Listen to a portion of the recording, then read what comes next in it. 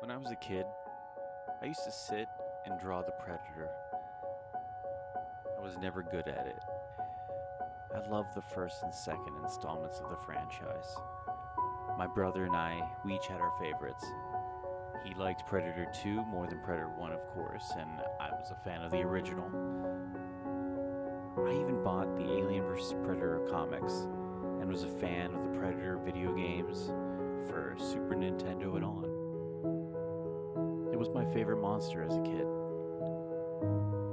Then, in the 2000s, movies started pouring out. Alien vs. Predator, Alien vs. Predator Requiem, The Predator, and Predators. I disliked them all.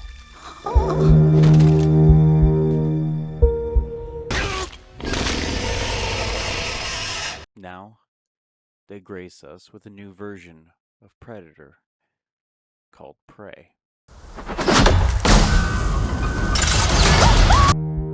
And so, coming in with low expectations, I watched it. And here's my review. So I watched the movie Prey. Now, things that I let me get this out of the way real quick. This was the third best in the franchise. Okay, I'm gonna throw this right out. Predators, I can go on a little rant about that. That was not that good. But this being, the first one's the best, second one's the second best, and the third one is Prey.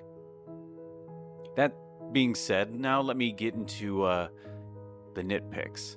So, a thing I do like that they did was they went right into the idea behind it ends up being one person versus the predator.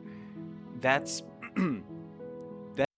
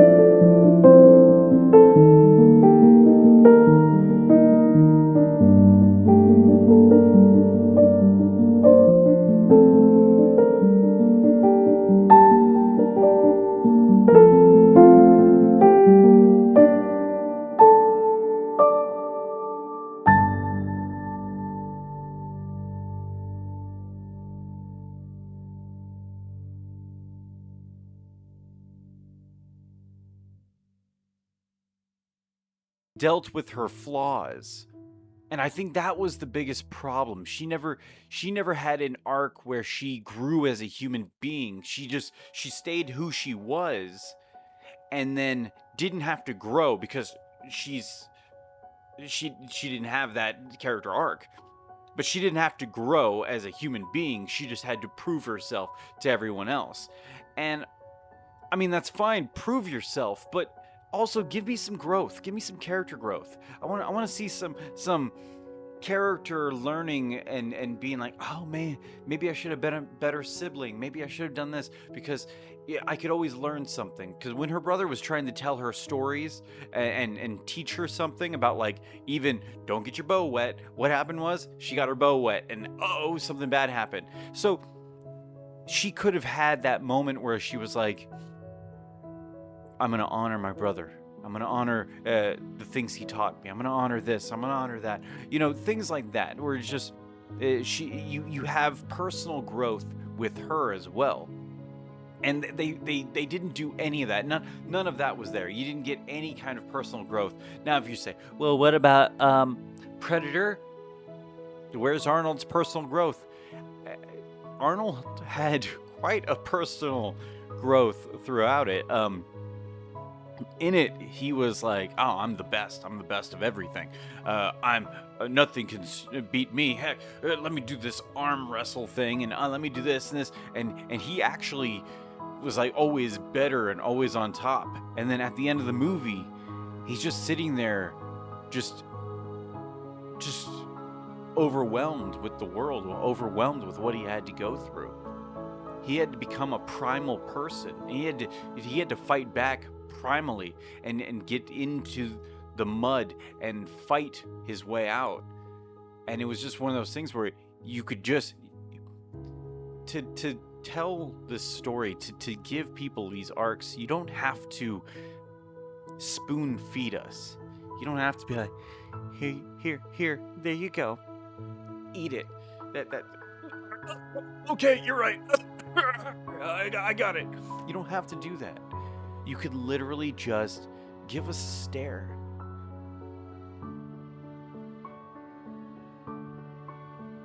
That could tell the whole world. That could tell everything. You can infer that that's what the character is going through. And that's what they had to do. If they would have just had those moments with the girl, I think it would have made this movie so much better. You would have really connected with that character. Right now, I just feel like the character was a little lackluster, and I feel like her brother was like the standout role in it. I really liked her mom. I really liked her, and I do find when anytime there's a period piece and people tout, I looked into it. Okay, people tout that this boom. We are trying to stay as factual and true to the source material.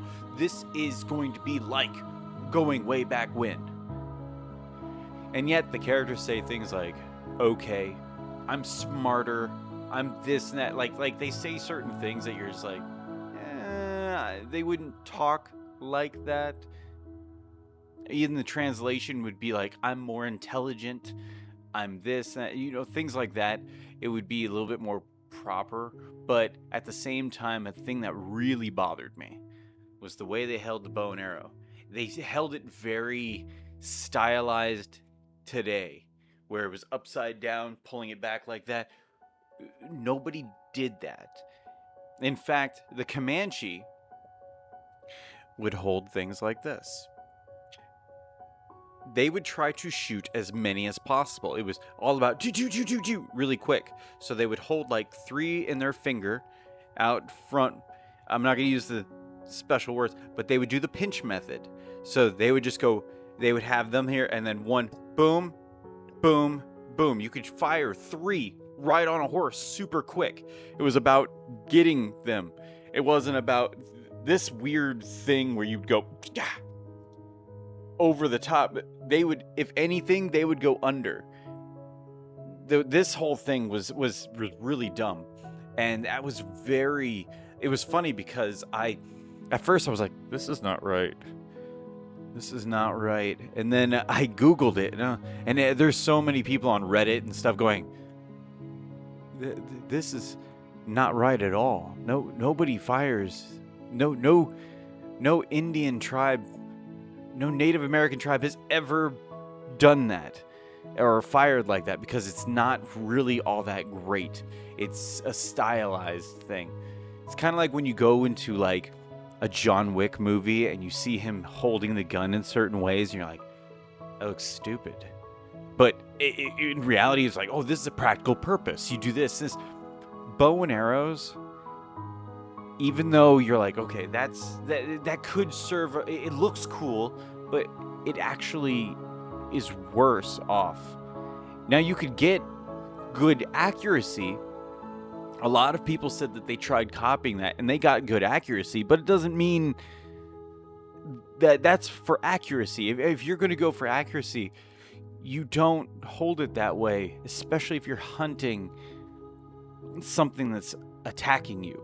Now, if you're going to go hunt and maybe distance, I see why you might want to do it that way. But if something is like coming at you and it's all about, pop off quick rounds, you're not going to hold it like that.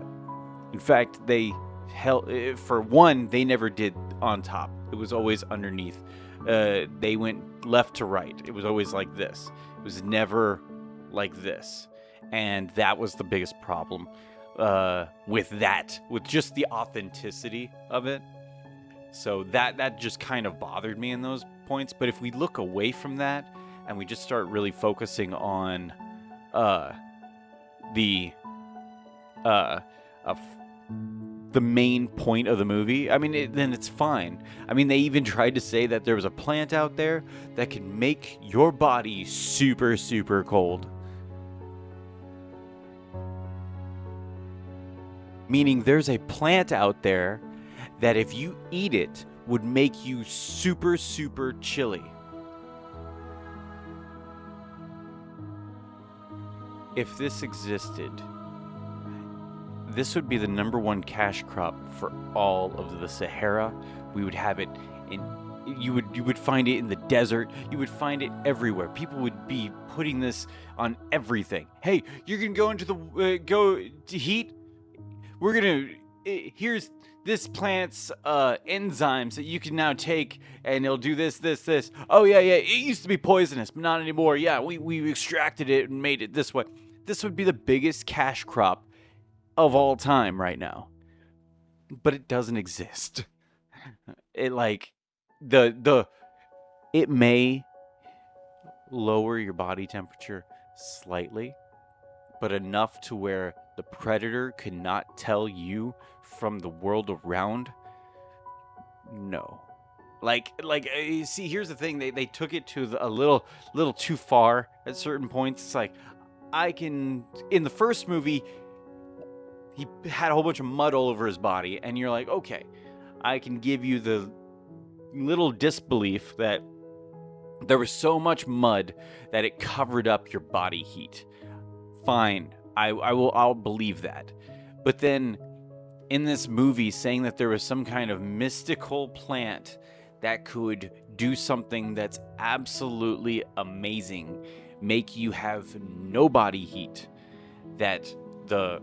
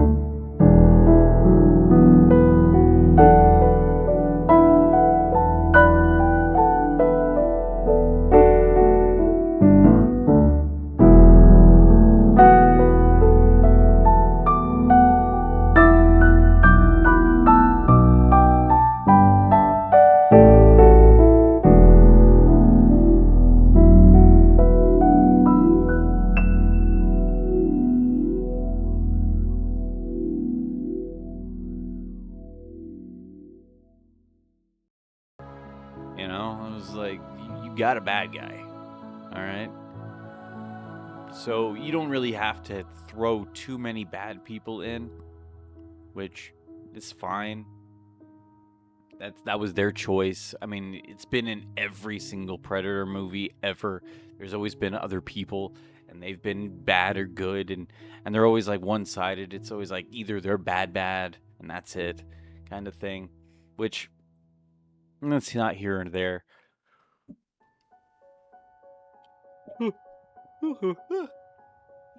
Was a yawn? I'm sorry. But no, that being said, I enjoyed the movie. I think the movie was a very fun and interesting take on Predator. I think it was really stupid how they added the gun into the movie that ties into Predator 2, because all that says is everybody from this tribe is going to end up dead. That is not a spoiler. It's not even an Easter egg. It's not anything. It's literally just bad knowledge of what you just did. You literally just off screen killed everybody in this movie. Good job. Like, if that was your intention, okay. If not, oops. This director, he did 10 Cloverfield Lane, which I think was a good movie, but not from a writing standpoint, and also not in a directing standpoint. I think it was a good movie just because, should I go on? I just think the actor in that, John Goodman, is fantastic. I think John Goodman is absolutely an amazing actor, and I think he did stupendous. That was the only thing, the saving grace of 10 Cloverfield Lane, but other than that, I think this director it did good for making an artistic film. I just feel like where he falters is giving us characters that we really connect to, really come into contact with emotionally on an emotional level. We get the generalized characterization of them, but then they use that, and that's their entire world. That's who they are, and it never works that way. I mean, that human beings are not that way. Every one of us is a demon. Every one of us is an angel, kind of a thing. You know, we all have our good and bad points. And when you do that and you allow characters to have those things, it makes a well-rounded character. And I feel like that's where this movie faltered. It's just we don't have well-rounded characters. Everybody's either one spectrum or another. So it's a good mindless watch. So if you're into that kind of movie, I know my parents are, so they would enjoy it, but they're just not really horror people. But that being said, I enjoyed the movie. I did. It wasn't that bad.